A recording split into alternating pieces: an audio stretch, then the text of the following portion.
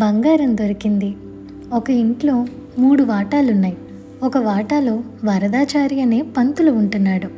ఇంటి వద్ద అతను 25 మంది పిల్లలకు పాఠాలు చెప్తూ ఉంటాడు. రెండో వాటాలో జోగిరాజు అనే భక్తుడు ఉన్నాడు. అతని ఇంట రోజు భజనలు, పురాణ కాలక్షేపము, బోధలు ఉంటాయి. మూడో భాగంలో ఉన్న వెంకటయ్యకు ఉద్యోగం లేదు, కానీ అతని భార్య వంటి మీదకి ప్రతి శనివారం దేవుడొచ్చి ప్రశ్నలు అడిగిన వారికి ఆవిడ ద్వారా సమాధానాలు చెప్తాడు. ప్రశ్నలు అడిగే వారి దగ్గర వెంకటయ్య ప్రశ్నకు 2 రూపాయల చొప్పున వసూలు చేస్తాడు. అయినా శనివారం వచ్చేసరికి అతని ఇల్లు జనంతో కిటకిటలాడుతూనే ఉంటుంది. ఆ ఇంటికి మంచినీటి సౌకర్యం లేదు. అందుచేత మంగయ్య అనే వ్యక్తి చెరువు నుంచి నీరు తెచ్చి 3 వాటాల వాళ్లకు పోస్తాడు. మంగయ్య ఎటూ ఎవరూ లేని ఒంటరివాడు. పార్వతి అనే పని మనిషి 3 వాటాలలోనూ పాచిపని చేసి తన రోగిష్టి తండ్రిని పోషిస్తున్నది. ఒక శనివారం సాయంత్రం పార్వతి గిన్నెలు కడిగి వెంకటయ్య గారి వంటగది గుమ్మంలో బోర్లిస్తున్నది. రోజల్లా నోరు పడిపోయేలా ప్రశ్నలకు జవాబులు చెప్పిన వెంకటయ్య భార్య నీరసంగా చాప మీద పడుకొని ఉంది. భక్తులు తెచ్చిన పళ్ళు, కొబ్బరి చిప్పలు బుట్టలో సర్దుతున్నాడు వెంకటయ్య. త్వరలోనే చీకటి పడగానే అతను వాటిని అమ్ముకుని వస్తాడు. వెంకటయ్య సర్దే పళ్ళను అన్నిటినీ చూడగానే పార్వతికి మంచాన పడి ఉన్న తన తండ్రి జ్ఞాపకం వచ్చాడు. ఆమె ఉండబట్టలేక, బాబుగారు, కొనాలంటే చాలా ప్రియం, 2 పళ్ళు ఇచ్చారంటే మా నాన్నకు తినిపిస్తాను, రోగిష్టి మనిషి అని బతిమాలింది. వెంకటయ్య చప్పున బుట్ట మీద గుడ్డ కప్పి, నీ పాపిష్టి కళ్ళు పడ్డ పళ్ళకు ఈరోజు ఏం ధర పలుకుతుందో చూడాలి అని అన్నాడు. నీరసంగా ఉన్న వెంకటయ్య భార్య లేచి కూర్చుని, నీకు జీతం కాక పళ్ళు పలహారాలు కూడా కావాలా? ఆశకు అంతుండాలి, పో పో అని కసురుకున్నది. అయితే అంత క్రితమే ఆమె ఒక మనిషితో, ఆశ వల్లే నువ్వు ఈ అనర్థం తెచ్చుకున్నావు, దురాశ పనికిరాదు అని ఉండటం జ్ఞాపకం వచ్చి పార్వతి నవ్వుకున్నది.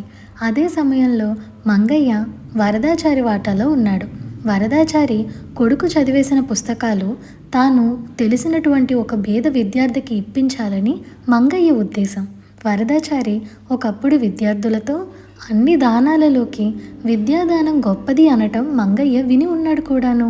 మంగయ్య వరదాచారికి ఆ బీద విద్యార్థి గురించి చెప్పి, మీ అబ్బాయికి అవసరం లేని పుస్తకాలు ఇస్తే పాపం ఆ బీద విద్యార్థి చదువుకుంటాడు అన్నాడు.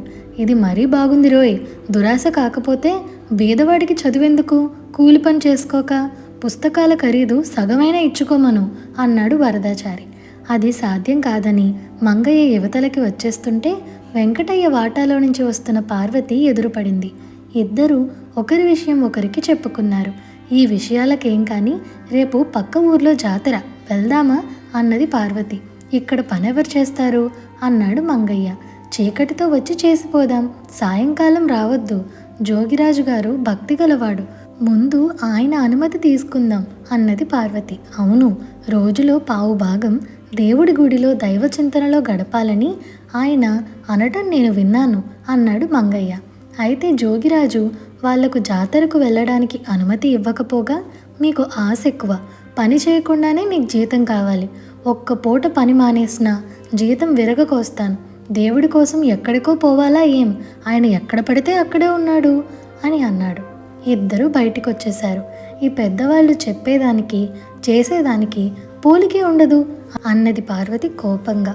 మర్నాడు ఉదయం మసక వెలుతురులో నీళ్లు తెస్తున్న మంగయ్యకు ఆ లోగిలిలో ఏదో మెరుస్తూ కనిపించింది. కావిడి దించి మంగయ్య దాన్ని చేతిలోకి తీసుకున్నాడు. అదొక బంగారు ఉంగరం. అప్పుడే పాచి పనికి వస్తున్న పార్వతికి మంగయ్య ఆ ఉంగరాన్ని చూపించి, దొరికింది అన్నాడు.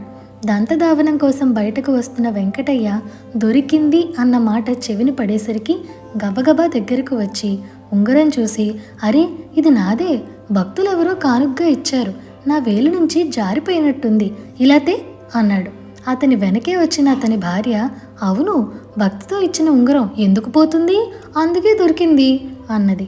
ఈ హడావిడికి యువతలకి వచ్చిన వరదాచారి సంగతి తెలుసుకొని, ఆ ఉంగరం నా శిష్యులు నాకు గురుదక్షిణగా ఇచ్చినది, ఇలా ఇవ్వు అన్నాడు. పగలంతా చేతికి పెట్టుకుని తిరిగారు, జారిపోయి ఉంటుంది అన్నది వరదాచారి భార్య. గుమ్మంలో నిలబడి అంతా చూస్తున్న జోగిరాజు చప్పున ముందుకు వచ్చి, పక్క ఊరిలో రామాయణ పారాయణ చేసినప్పుడు ఆ ఊరి వాళ్ళు చందాలు వేసుకుని నాకు చేయించిచ్చారు. అది నాదే, ఇలా ఇచ్చేయి అన్నాడు. దేవుడి పేరు మీద ఇచ్చినది ముట్టుకుంటే కళ్ళు పోతాయి అన్నది అతని భార్య.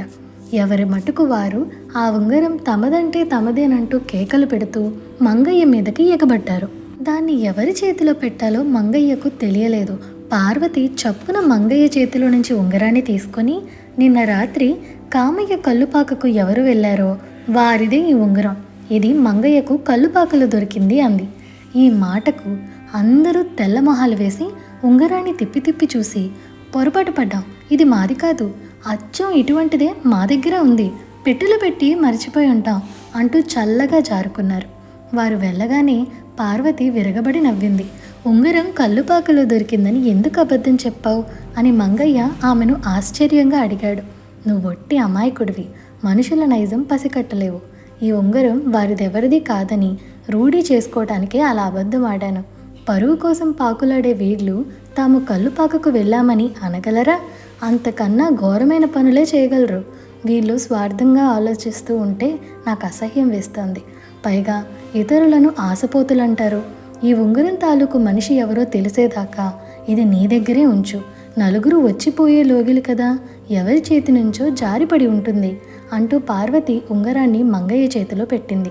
అవును, నాకు తెలివి లేదు. నీ వంటి తెలివైన అమ్మాయి నాకు తోడు ఉంటేనే కానీ ఈ లోకంలో బతకడం కష్టం. నీకు ఇష్టమైతే దీన్ని నీ వేలికే పెడతాను అన్నాడు మంగయ్య నవ్వుతూ.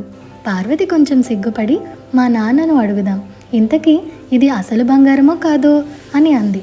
ఇత్తడిదైతేనేం గాక దాని ధర్మమా అంటూ నాకు నిజమైన బంగారం దొరికింది అన్నాడు మంగయ్య పార్వతి కేసి ప్రేమగా చూస్తూ.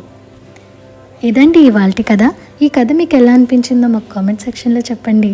అలాగే మీకు ఈ వీడియో నచ్చినట్లయితే like, share, subscribe to Priya stories Telugu. Thank you for watching.